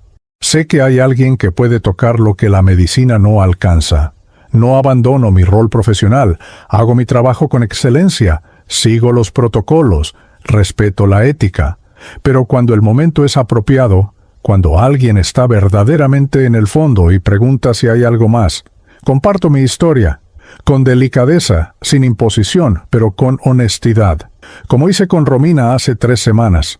Una chica de 21 años que llegó a emergencias después de un intento de suicidio. Cuando hablé con ella, después de que los médicos la estabilizaran, vi en sus ojos la misma desesperación que yo había sentido. «No hay salida, Porto», me dijo con voz vacía. «He intentado todo y nada funciona. No puedo más». «Yo también pensé eso una vez», le respondí, y le conté. No toda mi historia, no era el momento, pero lo suficiente para que supiera que la entendía, que había estado exactamente donde ella estaba. «¿Y qué cambió?», preguntó con una chispa de curiosidad en medio de su desesperación. Descubrí que no estaba sola, que había alguien más grande que mis problemas, más fuerte que mi oscuridad, y ese alguien me amaba incluso cuando yo no podía amarme a mí misma. Le di información sobre recursos de salud mental, sobre terapia, sobre grupos de apoyo, pero también le di una tarjeta con el nombre de la iglesia. «Si algún día querés explorar esa parte, Moore», le dije, «acá te van a recibir sin juicio, con amor. No sé si irá. Esa no es mi responsabilidad. Mi responsabilidad es plantar semillas. Dios se encarga de hacerlas crecer». Mi relación con mi familia ha mejorado enormemente. Mi mamá, aunque todavía no entiende completamente mi fe, ve el cambio en mí y eso le basta. «Estás bien, eso es lo que importa», me dice. La he invitado varias veces a la iglesia. Ha ido un par de veces, sentándose incómoda en la última fila, pero ha ido. Es un comienzo. Valentina ha empezado a acompañarme más seguido. Ella y Rocío ahora van juntas a veces. Creo que está buscando, cuestionando, abriendo su corazón a la posibilidad de que hay más de lo que siempre creyó. Oro por ella todos los días. Mateo es el más resistente. «Me alegro de que te funcione, Cami», me dice, «pero no es para mí». Respeto eso. Pero también sigo orando. Sigo siendo testimonio vivo de lo que Dios puede hacer. Algún día, confío, Él también verá. En la iglesia me he involucrado mucho más. Después de casi 1 año de estar asistiendo fielmente, decidí bautizarme. Fue en octubre del año pasado, en un evento especial que la iglesia organizó en un predio en la provincia, cerca de Luján. Había una pileta grande y como 50 personas iban a bautizarse ese día. Daniela y Micaela estaban ahí conmigo, llorando de alegría. Mi mamá fue también con Valentina. El pastor Esteban me bautizó. Antes de sumergirme en el agua, me pidió que compartiera brevemente mi testimonio frente a todos. Mi nombre es Camila Herrera. Comencé con voz temblorosa. Y hace 1 año y medio estaba en el piso de mi habitación en la madrugada, completamente rota, completamente perdida, sin esperanza. Llamé a Jesús desde lo más profundo de mi desesperación, y Él respondió, me levantó, me salvó, me dio una vida nueva. Y hoy me bautizo para declarar públicamente que mi vida ya no me pertenece, le pertenece a Él, que me amó primero, que murió por mí, que me rescató de las tinieblas. Cuando salí del agua, sentí físicamente el peso de mi pasado siendo lavado. Fue simbólico, lo sé, pero fue real también. Una marca de un antes y un después. La vieja Camila había quedado bajo el agua. La nueva Camila emergía, no perfecta, pero redimida. Ahora soy líder del grupo de jóvenes junto con Pablo. Ayudo a planificar las reuniones de los jueves. A veces comparto enseñanzas breves, pero principalmente estoy ahí para escuchar, porque muchos de los que vienen están pasando por lo que yo pasé. Ansiedad, depresión, vacío existencial, batallas espirituales. Y puedo decirles con autoridad, no teórica sino de experiencia vivida, hay esperanza, hay un camino de salida. Y ese camino se llama Jesús. Una de las chicas del grupo, Yasmín, llegó hace 6 meses en un estado similar al mío de hace 2 años. Ataques de pánico, autolesiones, pensamientos suicidas. La he estado acompañando semanalmente, orando con ella, estudiando la Biblia juntas, simplemente estando presente. Y hace 2 semanas, en medio de una reunión de jóvenes, pasó al frente llorando y entregó su vida a Cristo. Verla pasar por esa transformación, ver la esperanza volver a sus ojos, ver la paz reemplazar el caos, es uno de los privilegios más grandes de mi vida, porque entiendo que yo también soy parte de una cadena. Daniela me buscó cuando yo estaba perdida. Ahora yo busco a otros, y Jazmín eventualmente buscará a alguien más. Así es el reino. Así se expande la luz. Mi relación con Daniela se ha profundizado increíblemente. Ella es como la hermana mayor espiritual que nunca tuve. Me desafía, me anima, me corrige cuando necesito corrección, celebra mis victorias. Hablamos casi todos los días, oramos juntas por teléfono cuando no podemos vernos en persona. Micaela se convirtió en mi mentora en muchos aspectos. Ella ya tiene más años de fe que yo, y su madurez espiritual es algo a lo que aspiro. Me enseñó a orar con autoridad, a usar la palabra de Dios como arma contra las mentiras del enemigo, a discernir la voz de Dios en medio del ruido. También he hecho amigos nuevos en la iglesia. Está Ezequiel, el de la guitarra, que se convirtió en un hermano. Santiago, el de los chistes malos, que siempre me hace reír cuando necesito alegría. Carolina y Brenda, 2 chicas que también son psicólogas y con quienes puedo hablar de cómo integrar fe y profesión. Y está Tomás. Tomás llegó a la iglesia hace 1 año, buscando, cuestionando, con 1000 dudas, pero con un corazón sincero. Empezamos a hablar después de las reuniones. Él con sus preguntas filosóficas y yo con mis respuestas desde la experiencia. Nos hicimos amigos, y hace 3 meses esa amistad se convirtió en algo más. No estoy segura de qué es exactamente todavía. Estamos conociéndonos con la guía de los líderes de la iglesia, de manera sana y con límites claros. Pero hay algo hermoso en compartir esta nueva vida con alguien que también ama a Jesús, que también está creciendo en fe, que entiende que Dios es el centro, no nosotros.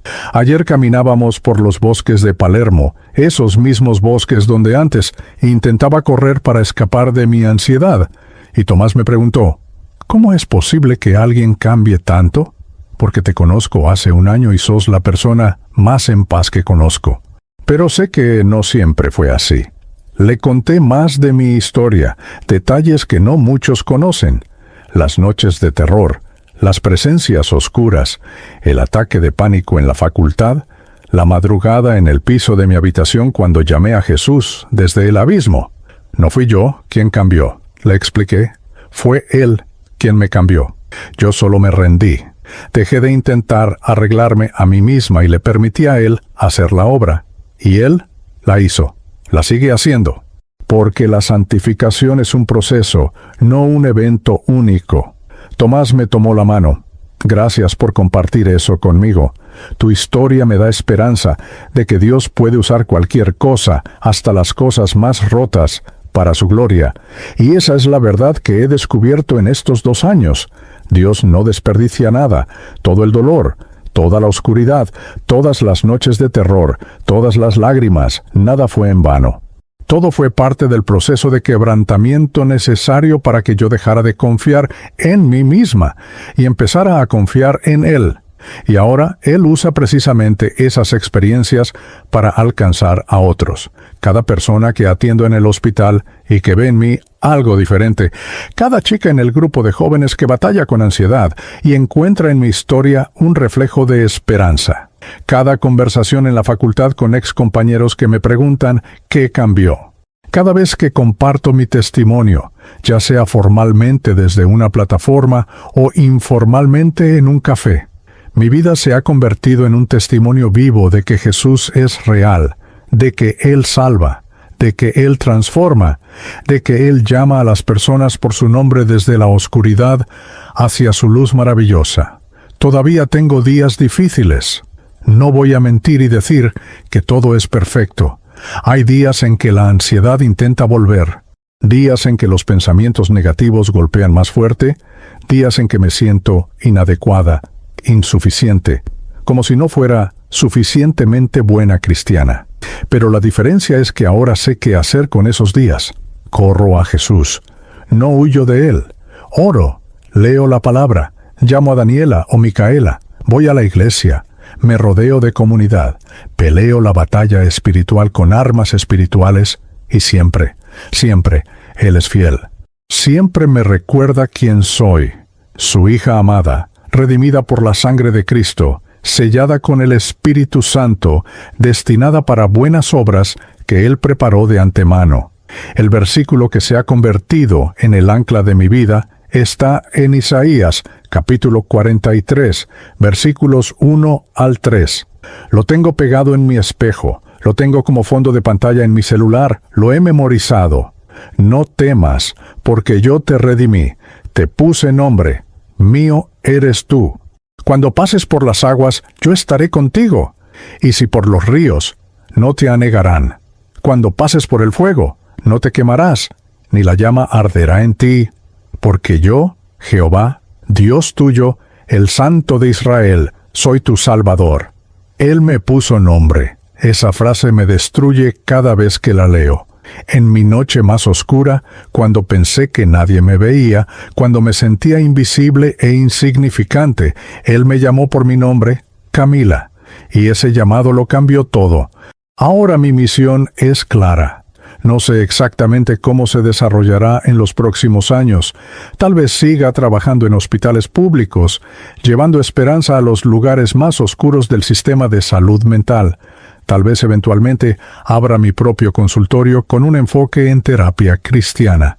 Tal vez Dios me lleve a lugares que ni siquiera puedo imaginar ahora.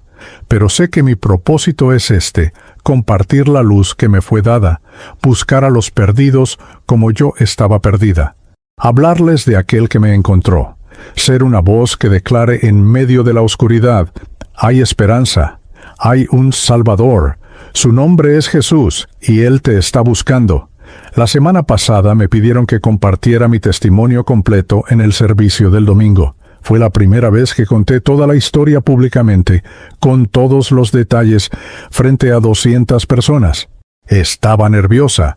Recuerdos del ataque de pánico frente a la clase todavía resuenan. Pero cuando empecé a hablar, la paz de Dios me cubrió. Conté todo. La máscara perfecta que usaba. el colapso en la facultad, los encuentros casuales, con Daniela, con el libro, con la señora del subte, la noche más larga de mi vida, cuando la oscuridad literal y espiritual casi me consume. El momento en que grité el nombre de Jesús y Él vino, la transformación gradual que siguió, y donde estoy hoy, libre, sana, con propósito. Cuando terminé, había gente llorando. Después del servicio, al menos 10 personas se me acercaron. «Esa es mi historia también», me dijeron varios. «Yo estoy donde vos estabas», dijeron otros. «¿Podemos hablar?» Y ahí está. Esa es la razón por la que tuve que pasar por todo eso. Para poder decirle a otros, yo sé, yo entiendo, yo estuve ahí, y hay salida. Se llama Jesús. Si estás leyendo esto, o si estás escuchando este testimonio, y te identificas con cualquier parte de mi historia, si estás en ese lugar oscuro donde yo estuve, si sentís que nadie te ve o te entiende, si pensás que no hay esperanza, quiero que sepas algo. Dios te ve ahora mismo, exactamente donde estás, en tu dolor, en tu desesperación, en tu vergüenza, en tu miedo. Te ve y no te condena. Te ve y te ama. Te ama con un amor que no tiene sentido, un amor que no depende de tu desempeño o tu perfección, un amor que simplemente es. Y Él te está llamando por tu nombre, como me llamó a mí. Te está invitando a salir de las tinieblas y entrar en su luz admirable. No porque lo merezcas, ninguno lo merecemos, sino porque Él decidió amarte, porque envió a su Hijo Jesús a morir en una cruz por tus pecados y por los míos, porque resucitó al tercer día, venciendo la muerte, el pecado y la oscuridad, porque Él tiene un plan y un propósito para tu vida que va más allá de lo que podés imaginar.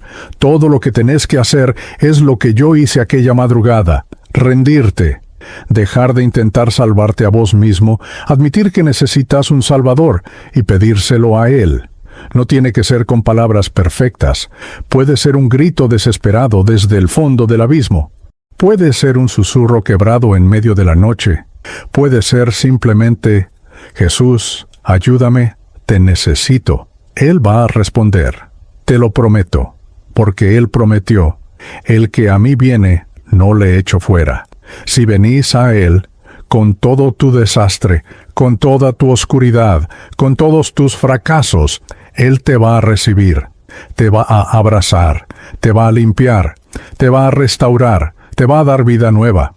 Y tal vez, dentro de unos años, vos también vas a estar compartiendo tu testimonio. Vas a estar diciendo, yo estaba perdido, pero fui encontrado. Estaba ciego, pero ahora veo. Estaba en las tinieblas, pero Él me llamó a su luz maravillosa, porque esa es su especialidad, tomar lo que está roto y hacerlo hermoso, tomar lo que está muerto y darle vida, tomar lo que está perdido y traerlo a casa. Mi nombre es Camila Herrera. Tengo 26 años. Soy psicóloga, soy hija, soy hermana, soy amiga. Pero más que todo eso, soy hija del Dios Altísimo. Soy redimida por la sangre de Cristo. Soy nueva creación, y mi vida ya no es mía. Le pertenece a aquel que me salvó. De las tinieblas a la luz, de la muerte a la vida, de la desesperación a la esperanza. Ese es mi testimonio, ese es mi canto. Y esa es mi misión, compartir esta luz hasta que cada persona atrapada en la oscuridad sepa que hay una luz que brilla más fuerte, un Salvador que llama por nombre, un Dios que ve y que ama y que salva. Si me estás escuchando hoy y sentís ese llamado en tu corazón, ese impulso de dar ese paso hacia Él, no lo ignores. Ese es el Espíritu Santo. Ese es Jesús llamándote. Y no hay mejor decisión que podás tomar que responder a ese llamado. Él está esperándote, con los brazos abiertos, listo para correr hacia vos como el Padre corrió hacia el Hijo pródigo, listo para llamarte de las tinieblas a su luz admirable. Todo lo que tenés que hacer es dar el paso. Y tu vida nunca será la misma. Gracias por escuchar mi historia. Que Dios te bendiga y te guarde, que haga resplandecer su rostro sobre vos y que te dé paz. En el nombre de Jesús. Amén.